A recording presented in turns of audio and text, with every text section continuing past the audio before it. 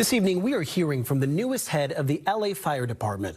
The new chief sitting down with NBC4's Conan Nolan to talk about the lessons learned from the Palisades fire. Conan joins us live right now from the newsroom with more on his conversation with the chief. Conan. That's right, Colin. Here's the deal. The problem, according to the new fire chief, is that because of budget constraints in previous years, the decision for a large pre-deployment of firefighters before a major wind event had been changed, that instead of requiring such action, it was left up to the judgment of fire officials.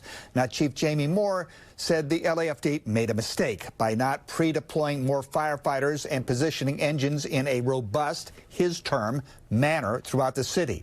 But there's also the issue of how the Palisades fire started in the first place. Remember, it was determined that the fire, Palisades, was the result of an earlier brush fire on January 1st called the Lachman Fire, which burned 8 to 10 acres above the Palisades. Firefighters thought that blaze had been extinguished. It hadn't.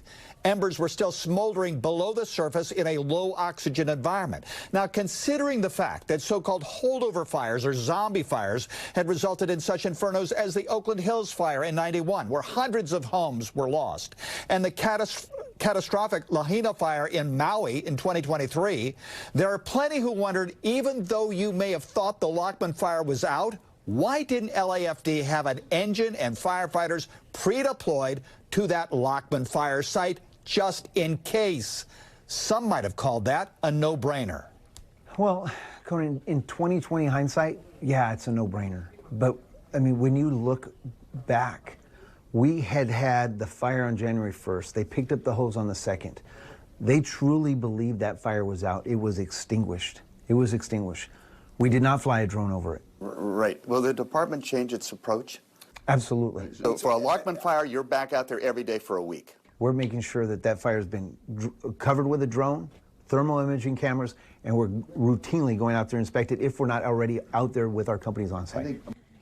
Chief admits that the credibility of the Los Angeles Fire Department has taken a hit, but insists it's not the fault of the rank and file, who did everything to save people and property, but the responsibility lies with the command staff. Now, recently, the chief admitted that an after-action report had been inappropriately changed to lessen the critical assessment of the decision-making in the days prior and during the Palisades fire. I'm Conan Nolan, NBC4 News.